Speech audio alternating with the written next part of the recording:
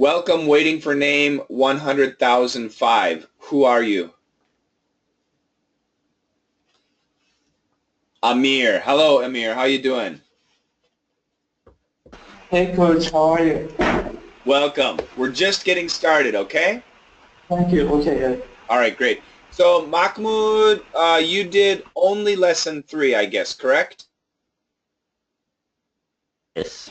Okay. And Sadaf, also, did you only do lesson 3 or did you do some more? No, just lesson 3. I thought that you didn't tell lesson 4. No, you're right. I didn't. But next time we're going to do 4 and 5 then.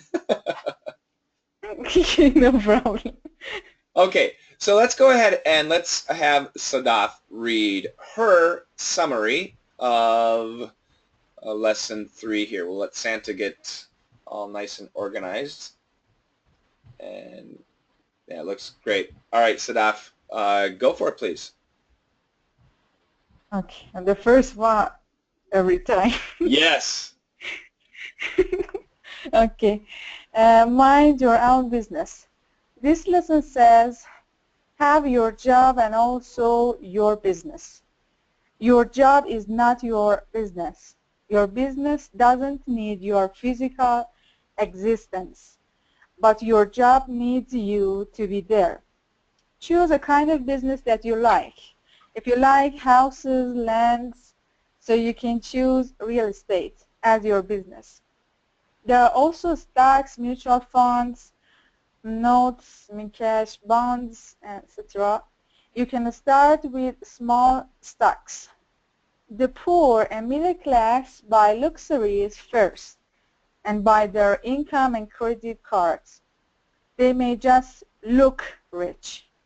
The rich buy luxuries by the money generated from their assets column, and it may take time.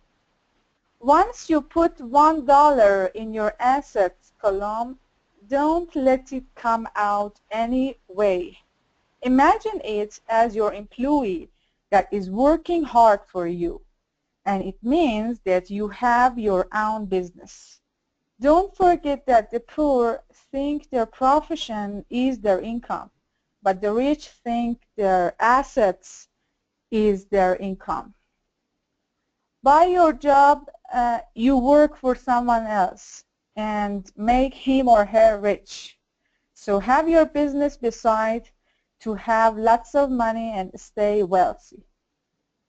Excellent, excellent job. That's really, really good. Santa, let's go up there about 4 lines up anyway. Oh, no. Go back down. You see, anyway, once you put $1 in your asset column, don't let it come out anyway. Put a space between any and way. Yeah, there you go. Everything else, there are some grammar mistakes, but I'm not going to worry about that. That's fine. Really excellent summary. And actually, I'm very pleased because you did it Simply. in a very easy way. Excellent job, Sadaf. Yeah, I tried really hard to make it simple and understandable for everyone. I don't know if it's good or not. Yeah, you did. I can tell that you did because actually lesson 3 is a little bit confusing sometimes, but you did it in a very, very excellent way. I'm very pleased. Excellent job. Thank you, coaching. Yeah, we're going to talk more about this. Eva has also sent her summary to Santa. That's great. Let's go first to Mahmoud and listen to his master summary.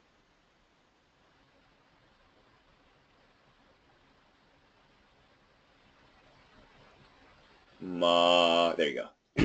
Yes. Many people forget to mind their own business. They spend their lives carrying business for another someone and make the person rich. The main reason for the majority of the poor and middle class to say we cannot take the risk because they do not have a strong financial foundation to starting. They stick to their jobs. They play safely.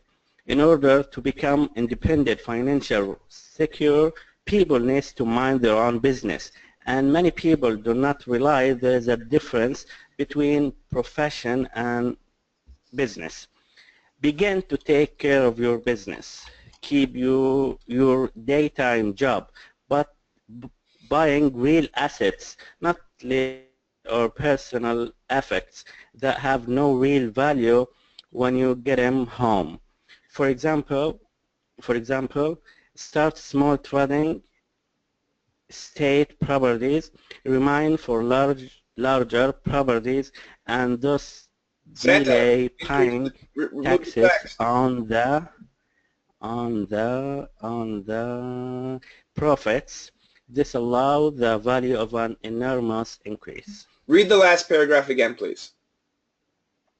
For example, start small trading state properties, remain for larger properties, and thus delay paying taxes on the profits. This allows the value of an enormous increase. Good. I'm going to read it again. Listen carefully. You had some silly mistakes. I know that you know the difference. Whoa, whoa, whoa, whoa, whoa. Bring it back down there, Santa, please. Thank you. For example, start small trading estate properties. Okay, so I'm going to change the punctuation too. For example, start small, semicolon. Trading estate properties. Remain for larger properties. I know the story, so I know what you mean, but I'm going to have to change that. Not a semicolon there, Santa. It should be actually a, no, that one's right. After property, trading estate properties. Don't worry about the colors. Dash, please. Remain for larger properties. And then after larger properties, comma, get rid of the comma. And thus delay paying taxes on the profits. This allows the value of an enormous increase. Okay. So I'm going to change this a little bit for you, Mahmoud, okay? Okay. For example, start small. Instead of trading, just say trade up properties. No, don't worry about that.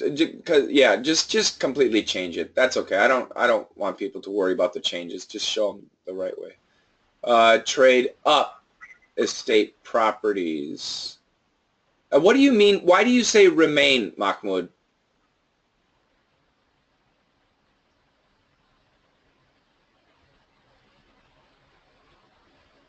Keep. Hold on a second. Yeah. But I don't understand. So do you know what I mean by trade up estate properties?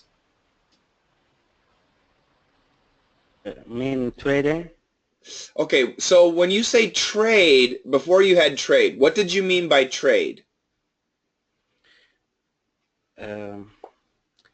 Buy assets, properties, and sell like this. Buy Okay. and sell. Okay, so are you talking real estate or are you talking stocks? Real estate. Right. So my understanding is what you're saying is start with a small property, right? Yeah. And then eventually sell the property for a bigger property, right? Yeah. Okay. So I changed your writing. Yeah.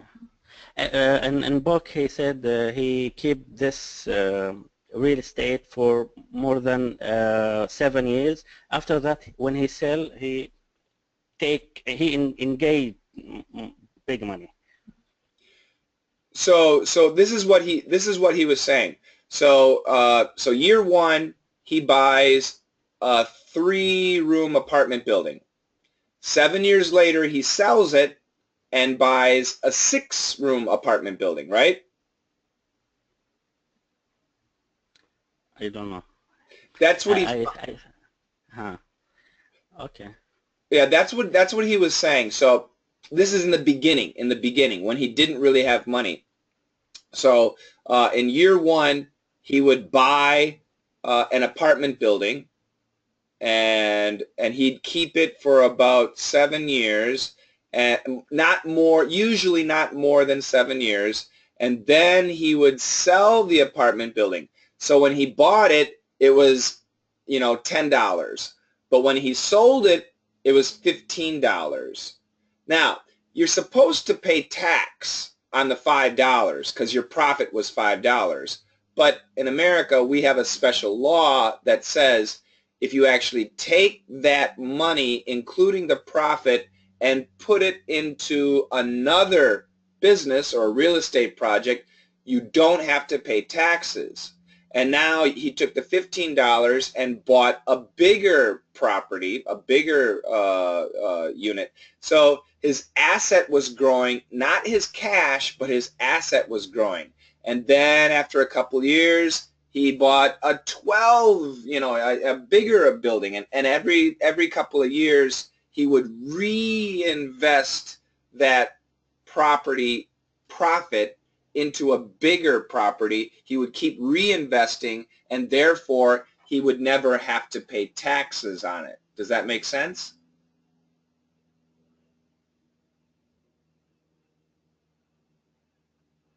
Your mic's off, Mahmoud. Yes, okay, I see it, Thunder, yes. Okay, so I think, Santa, I need to go back up to where Mahmoud had written his thing. Yeah.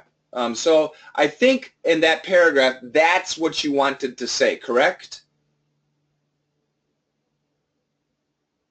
Yes, okay. So let me change it and make sure that everybody understands this. I need to see that again. Santa's really busy. Okay. So for example, start small. And let's go ahead and make it easier.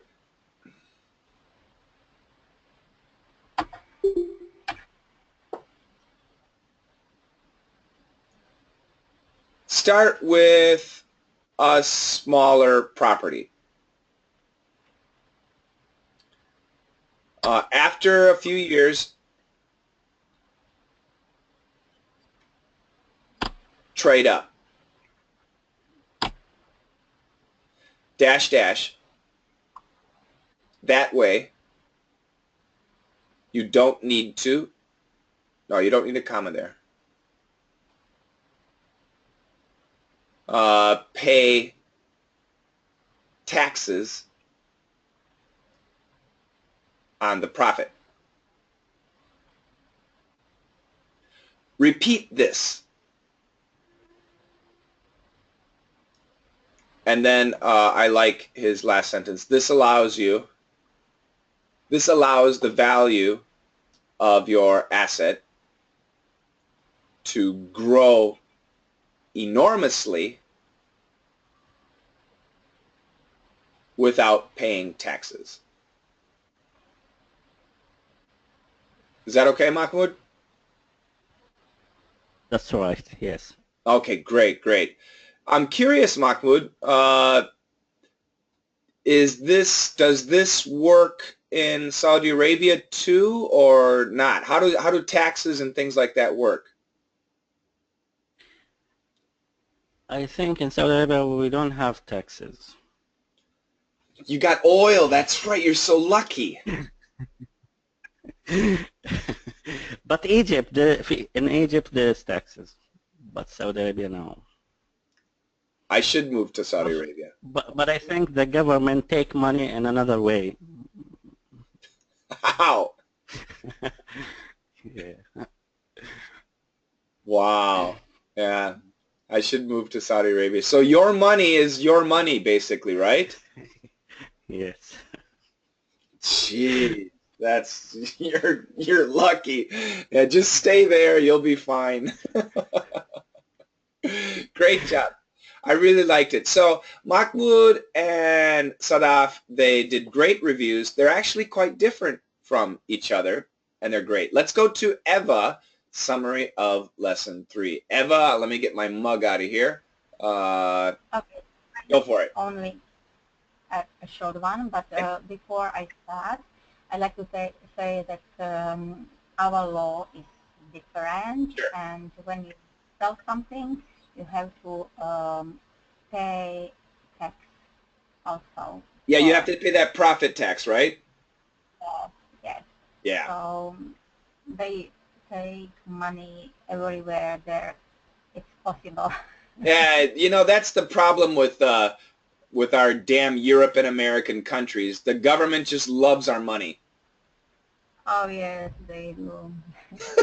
Okay, and like Mahmoud and Sadaf, my summary is really different, very short, Good. and very general as usual. So That's fine. okay, so maybe there is not everything, but in general like this. Okay. Okay, uh, mind your own business. This chapter has two main ideas. The first one is to describe and define what own business is. The author shows several examples of real business and examples when people think they have a business, but in fact they don't. The second one is to underline the importance of having own business, which brings you a kind of financial freedom. This does not exclude being employed, working, and getting salary for it. Very good, very good, very good. I like your last sentence. It does not exclude being employed, working, and getting a salary for it. Very good, very good. Yeah, it's perfect. Like you said, it's very short and simple, but that's right. Two main ideas. Number one, know what your own business is. And number two, understand how a business brings you financial freedom. Know what your own business is and understand how your own business might bring you financial freedom. Yep, absolutely Okay. right. Okay, so all of you did a great job. Now, the title of the chapter was "Mind Your Own Business," and it's a funny title because Yes, "mind your own business" is an expression. What does it mean in daily English? If somebody says "mind your own business," what does that mean? don't bother me. Don't bother me. Exactly. Another expression similar is keep your nose out of my business. So I'm doing my stuff. Leave me alone. Get out of here. Mind your own business. That's what it means. But in this book, mind your own business has a different meaning. What does it mean? You guys said it, but tell me again. What does it actually, in this book, what does mind your own business actually mean? Have assets. What? Have assets. Have assets. Okay, yes, Or yes, yes, yes. So mind your own business, have assets. Yes, have assets, and we can just say have your own business. Have your own business. And what is a business? A business is an asset. And what is an asset? So I'll let Santa catch up here. And what is a business? It's an asset. Good. And what is an asset? It is something that does not need you in order to make money. And that's the key. So, and this, we talked about this 2 weeks ago too, that asset, that business. What can we do? What is out there that allows us to create an income without us being there? Once we're there, it's a job.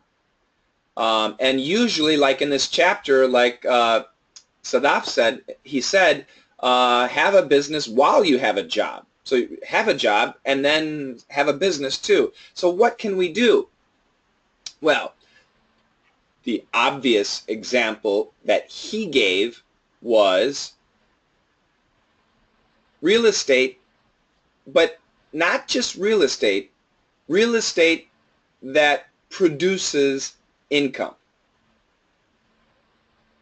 And that's really important to understand. So I have a question. Is a house real estate?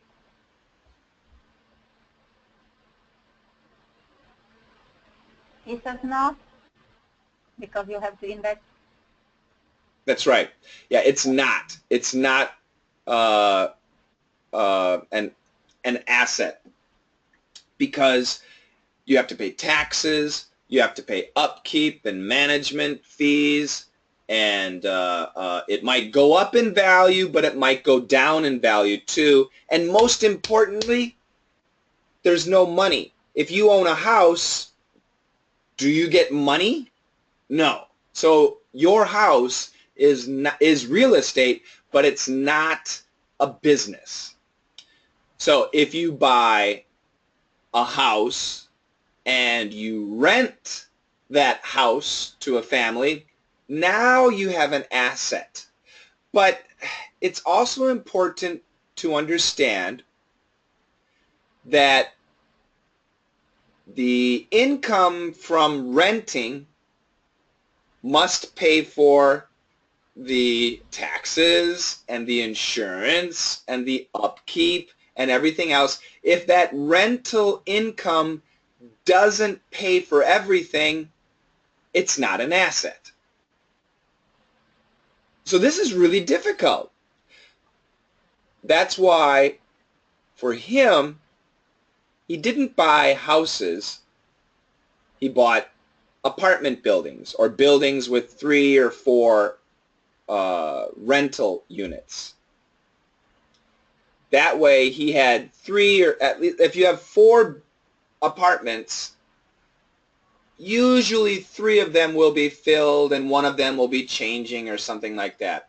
So you have 3 incomes, and if you can make the income big enough to pay for everything, now you have an asset. So even at your day job, you're working at your day job, at the end of the month, you get a paycheck from your day job, but you also get these 3 people, maybe 4 people paying you money to live in your building. So now you're starting to generate this extra income, which is asset income, which is what you should be, what he recommends people do. This is the idea.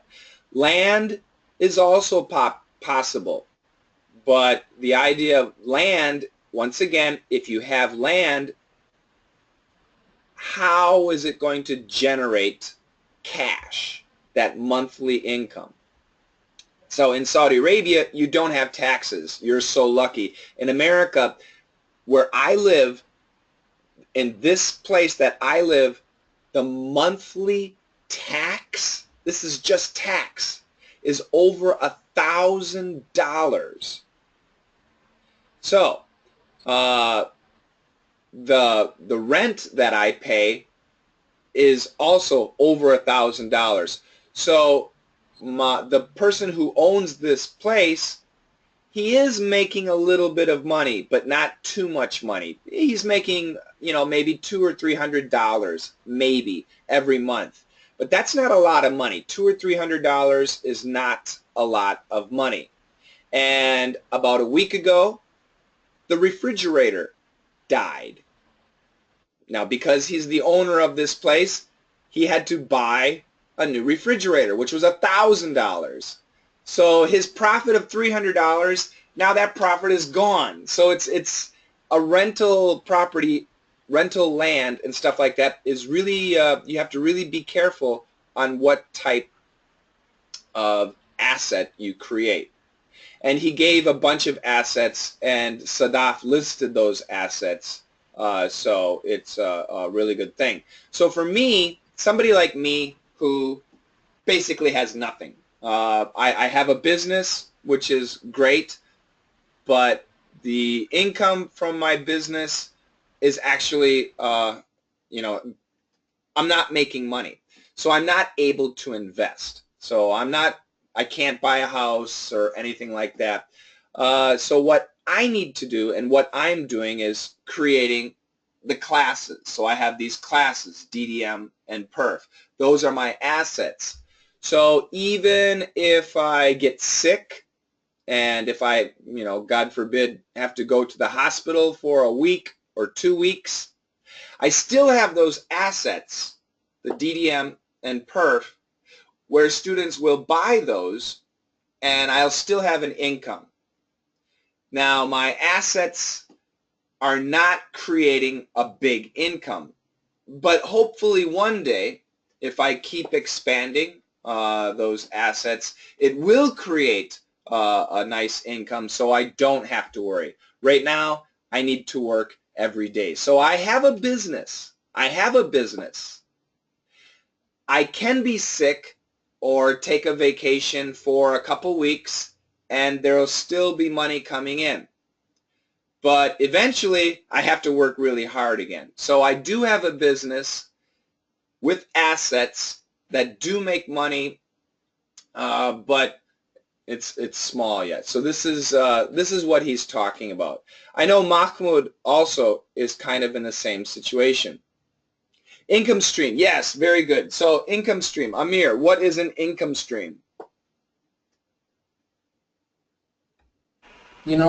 It's like a river. Money comes, and never stops. It's not just one time. It's forever. It's while you're asleep, while you're asleep, or you're doing something. People are buying from you, and and it's coming. Money just coming. It's not Okay. one time, just one time. It's always coming, like a river. So yes, you're right, and you're not 100% right. So the income stream is money that comes in, like a river. Money comes in. So if you have a job, is that an income stream? Yes, it is, because money comes in. If you have a dad who loves you and every month gives you $200, that's an income stream. So you have a job, $1,000, a dad, $200, and you have a bank account, and the bank, in America we have interest, gives you interest on the money. That's an income stream, but that's like $1. So you got $1,000, $200, and $1. These are all income streams. So when we talk about, in this type of book, Rich Dad, Poor Dad, the more income streams you have, the safer you are going to be. Some of those income streams are passive income. And passive income means you don't have to work every day. So the apartment building and the rent is a passive income stream. My DDM Open class is a passive income stream. Some of those income streams are active. We have to do something, our job. So my DDM Live is my job. That is my job. I have to be there. I have to do it. That's an income stream. My DDM Open, it's done. It's finished. It's set up. I don't have to be there. That's a passive income stream. So income stream is just any money that flows in, and we can have many different sources. Great job. That's great. Mahmoud says, but if you said you had to be there, this is... Okay, that's right, Mahmoud. If you have to be there, it's not an asset. According to Kawasaki, or whatever his name is, that's right. What's his name? Kawasaki? Kiyosaki? Kiyosaki. Kawasaki is another business guy. Yes, so having a business and having a job, sometimes it's confusing. So like you, Mahmoud, you have your own business and it is your job too. So your job is designing buildings. Once the design is done, the income stops. But along with your job of designing buildings and homes, you also create videos. And once the video is created, you're done. But if you sell those videos, it does create, it's an asset which creates income. So you, Mahmoud, are like me. Your job is also partly creating assets. So we have our job where we do our thing, and as we do our thing, we learn, we get better, we create this asset which is connected to our job. So we've created two income streams. One of them is our active job, which is not an asset because we need to be there. And the other is the passive income from our classes, which we don't have to be there. So you're right, but it's not a complete non-asset because of our job, we are able to create those assets too.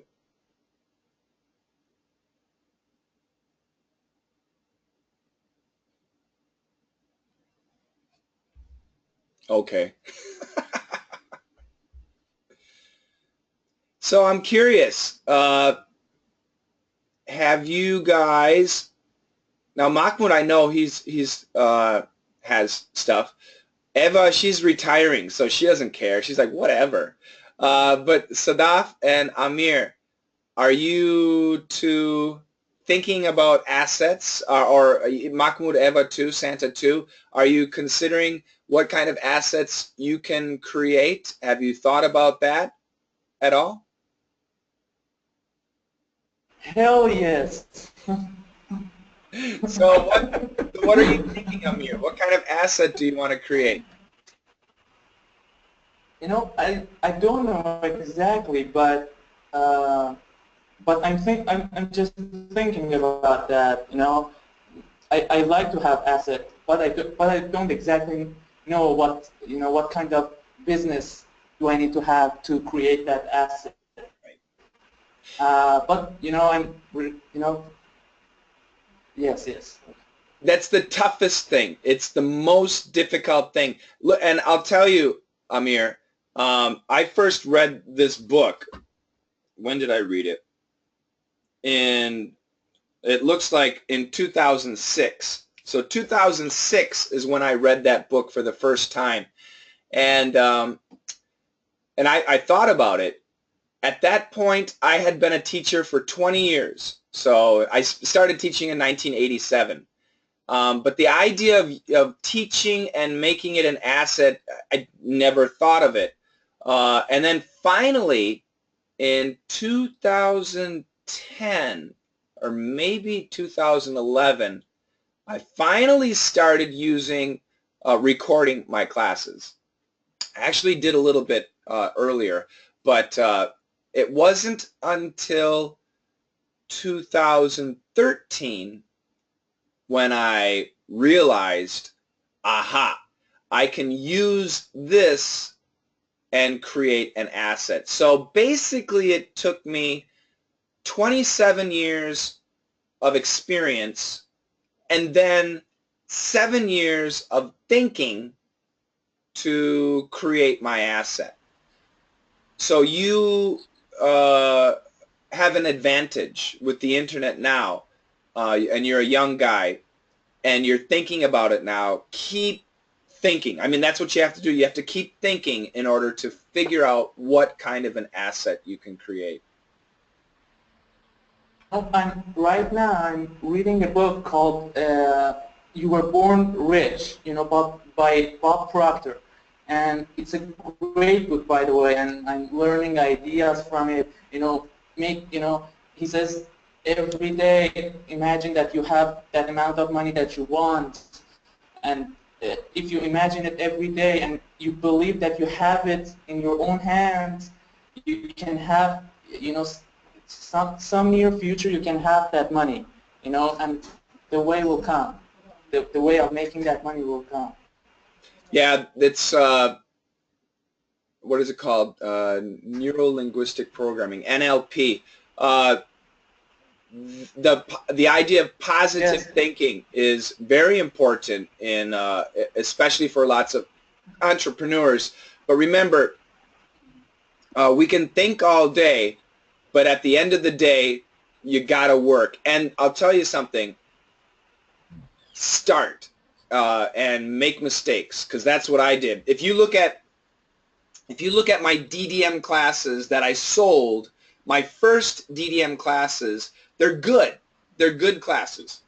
But if you take DDM 1 and this time we're at DDM 338 and you compare the two classes, very different. The quality, the things that we give, the opportunities for the students, very different. But you got to start. You got to start. Mahmoud says, you need to be there at the first time after recording your job. It will be in some way kind of an asset, right? I don't think that's necessary, Mahmoud.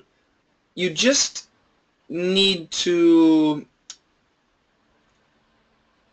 I'll use the word lucky. You just need to be lucky and prepared at the right time. That's lucky. Be prepared, and at the right time there will be some idea that you might have that might allow you to create your asset. So it's, yeah, it's, some people are really, really lucky without a lot of experience, and they just get lucky. It happens a lot.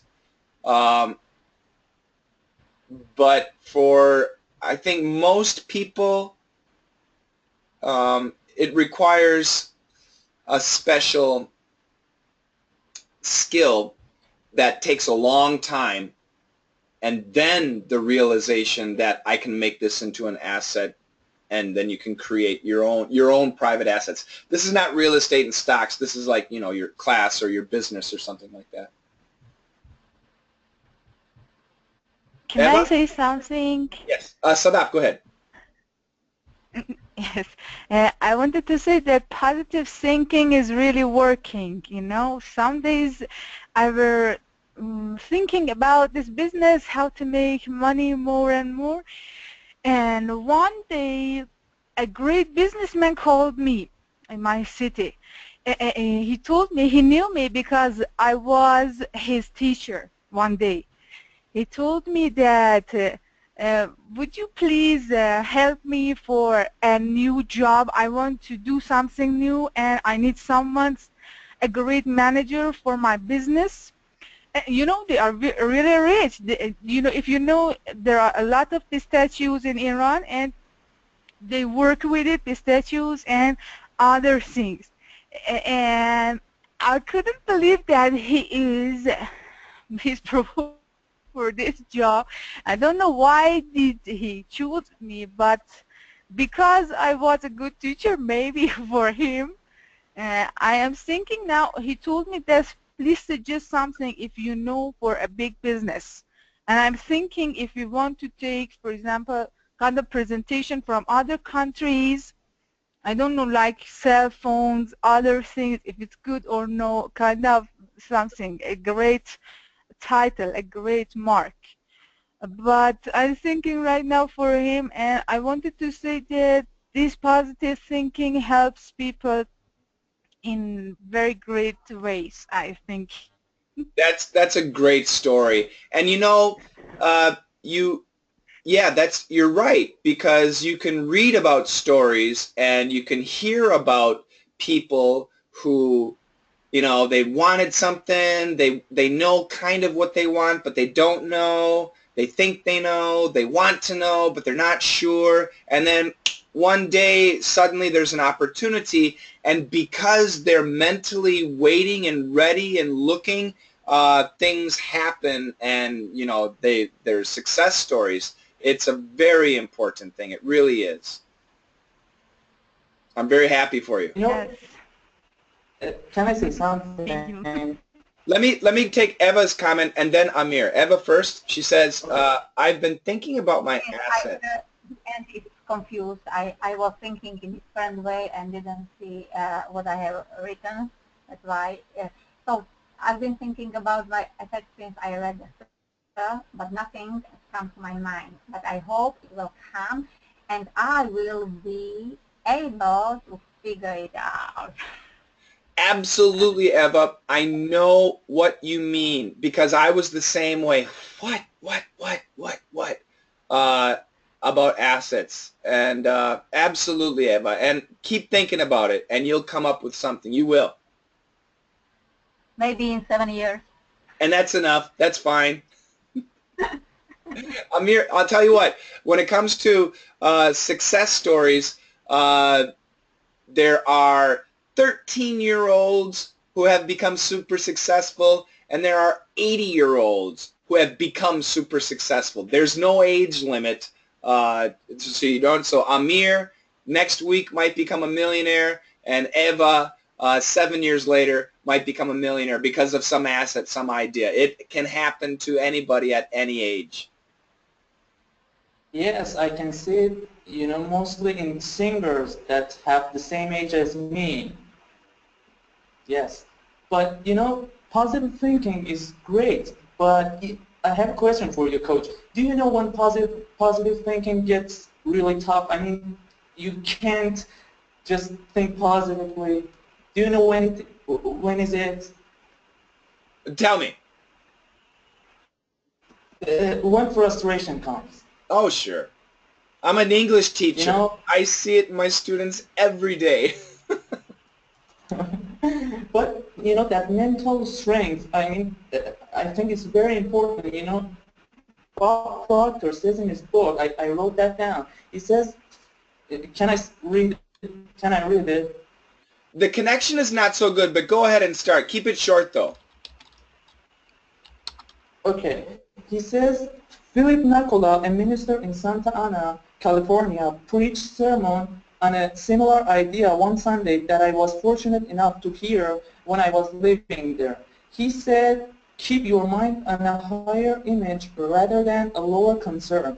I realized that that is not always an easy thing to do, but it sure pays great dividends for the person who develops the mental strength to do it. And that is what it takes, mental strength. Build your image now and develop the mental strength to hold it. I mean that mental strength is very important for achieving your goal. You know, not just positive thinking. You know, because when things get tough, it's really hard. You gotta, you know, condition yourself. You gotta have that mental strength to go ahead at those times. Yeah, I think it's I very wrote. important, and I've seen that in my life. Absolute. That's great. Yeah, you're right. Thank you, Santa, for fixing my spelling. Perseverance is the key. Um, there's if you want just one quote from a very famous guy, I call myself Coach Shane. I started to call myself Coach Shane, use the word coach instead of teacher in 1994. And the reason I call myself Coach is because I was inspired by a guy named Anthony Robbins or Tony Robbins. And one of my favorite things that he says is you are responsible for your action, emotion, and thinking. Okay? So every action you do, you are responsible. Every emotion you have, you are responsible. And every thought you have, you are responsible. And then he takes the word, so responsible is the key word. And he says, and the idea of responsible is response able. You are able to respond the way you want. So if you hear somebody criticizing you, you can get angry, or you can listen, you can analyze what they say, you can ask. There are many things that you can do. Don't let somebody else control your response. You are responsible. You are able to respond the way you want. So what it means is you need to take control of your thoughts, and you need to create your destiny, is what he's saying. And that's the idea. Perseverance, tenacity, the ability to not give up, the ability to keep going when everything is horrible. Personally, I went through an experience that started in 2007, 2008, and lasted for many, many, many, many years. But I never gave up. And yeah, Tony Robbins is a pretty amazing guy. Amir says I love him. Yeah, he's great. Mahmoud, one day someone asked me to put his advertisement on my site. Is this a kind of asset? Yes. If you have a site and people visit your site and you sell advertising, you're not doing anything, but that definitely is an asset. So that's one of Google's biggest assets. Google's a search engine. All they do is their job is searching. Like Ray Kroc for McDonald's, his job is marketing. But his business is real estate. So Mahmoud, for you, your job is the blogging, but the business is the advertising. It's the same as McDonald's. Once again, McDonald's, Ray Kroc, his job is marketing, selling restaurants. His business is real estate, assets, okay, rent, whatever. So again, what you're saying, Mahmoud, advertising is an asset. Absolutely.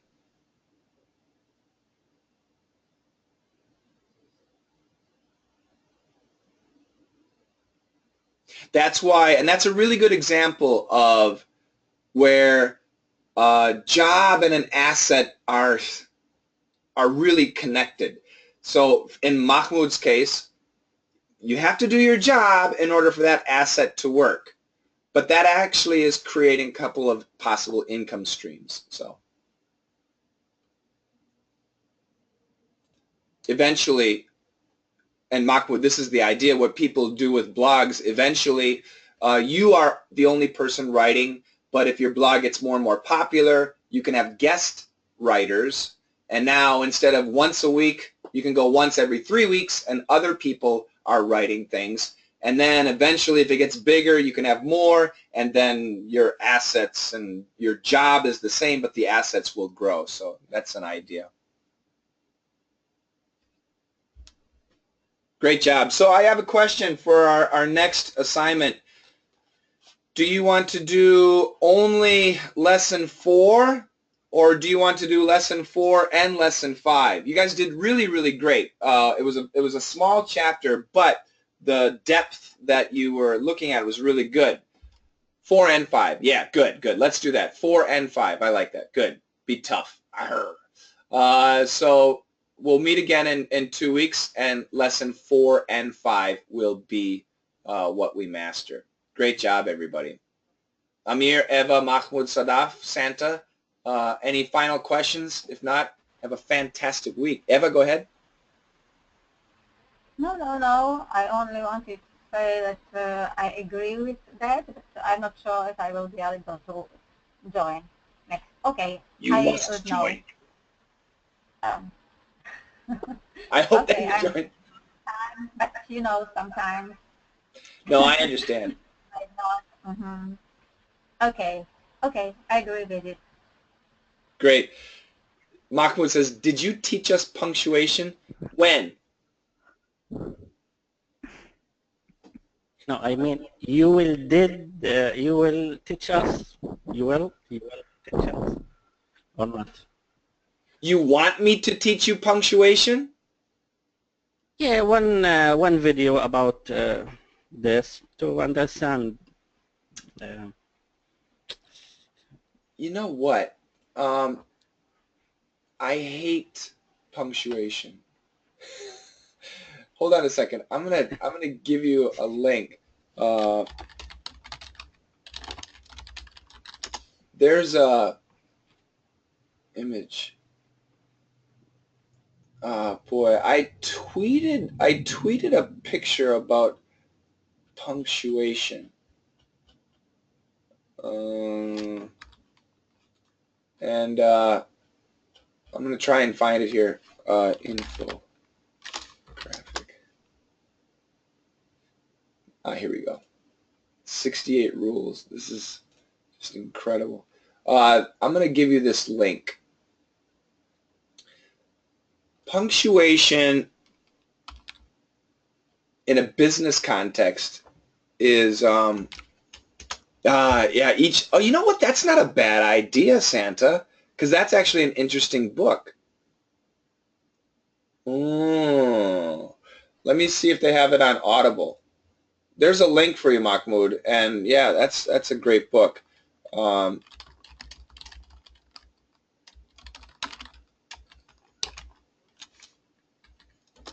I actually have 2 copies. Can you believe that? Isn't that ridiculous? They don't have it on Audible? Really?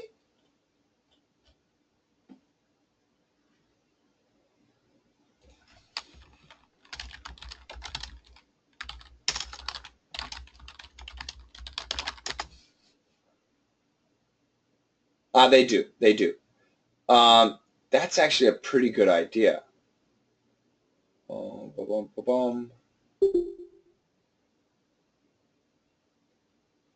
I'm trying to find out how long it is. Come on, come on. Yeah, that's it's only 1 hour. It's really short. It's only an hour. Yeah. Anyway, so I'm going to give you this link too. This is Amazon link for the book that Santa mentioned. So we got 2 there. So that first link is a great infographic about pronunciation. I'm sorry, punctuation. The second is a book that I love, and it's about punctuation. Excuse me. It's a very, thank you, Santa. It's a very nice book that teaches you about punctuation. Punctuation is a bit flexible. British-style punctuation and American-style punctuation is different. Non-fiction and fiction punctuation is different. So, Santa, 10 o'clock Chicago time, not 12 o'clock. So 10 a.m. Not 10 p.m. 10 p.m. I'm getting ready for bed. So yeah, check those both out. And the audiobook is only an hour, so I don't think we'll do it. It's too short. But it might be a good investment for you. The paperback, it looks like $12 in America, a little bit expensive. And you know what? Maybe, hold on a second.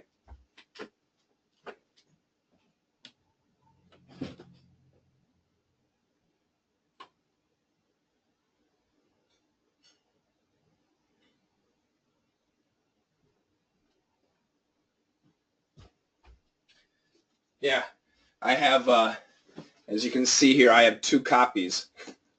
One's hardcover, and the other's soft paperback. So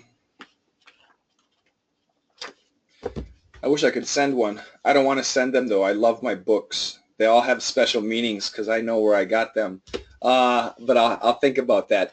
But yeah, this is a great book. It's a fun book. It's an easy book to read, and it'll tell you about punctuation. That's what I recommend, Mahmoud. Sorry. Okay. Okay. I know all thing about punctuation in Arabic. I'm master in Arabic in this, but in English, there's difference between Arabic and English. You have punctuation, we don't use it in Arabic. Only that. I hope you you, because we like your way when you teach us. The, I think 10 minutes, that's not big deal if you make video. I'll think about it. I'll think about it because you're right. A lot of people have questions about punctuation. So I'll think about it, but later. Okay. Oh, I hear a child. Uh, I hear a child. yeah, my brother. Ah, Child's brother. Yeah. my brother's Hi. child. Say hi. Say hi. Brother child, yes. Hi. Hi. Hi. Hi. And I smack him bس. Okay, and I have another question. Yesterday I read something interesting in English about head voice and chest voice. I think we do this in perf, maybe, when we read. Do you mean the quality of voice? The difference when you read something, you use head voice or chest voice. I think sometimes in perf we need to use chest voice, and sometimes we need to use head voice. This is interesting. Yeah. I'm wondering, Santa. Santa's background might give us an answer. Is chest voice and tummy voice any different? Yeah, I think chest voice is more like, you know, musical theater voice, and tummy voice would be more like operatic. So, yeah, it's completely different. Really? Yes. So they're taught to mix all three. I understand, because a head voice is going to be like falsetto, right? Yes, falsetto. Chest is more like belting, Your range, like your octave. no, it's tummy is hits the high. Tummy would give you the most Volume. volume and it's most sustainable. Chest is like musical theater voice. It's very dry. It's like drier than tummy voice. Tummy voice, I think, produces more echo and Bass. Okay. So yeah, these are generally referred to when we sing. So in what reference were you seeing it, Mahmoud? What? So these different voices are talked about in singing. So I'm curious where you saw it. In what reference did you see head and chest voice? Not in for singing only. When you talk about something sad, you will choose your chest voice. Something happy, you will choose head voice. Like that. I put it on my practice file for perf this week to check with you. Yeah, I'm curious where you saw that. Send me the link if you can. Okay, I will send in your email. Thank you very much. Thank you. And I'll look into it, and I'll see if I can understand it. Then it's something that I'll talk about. Okay. Great. Yeah. Mahmoud, forever the detective.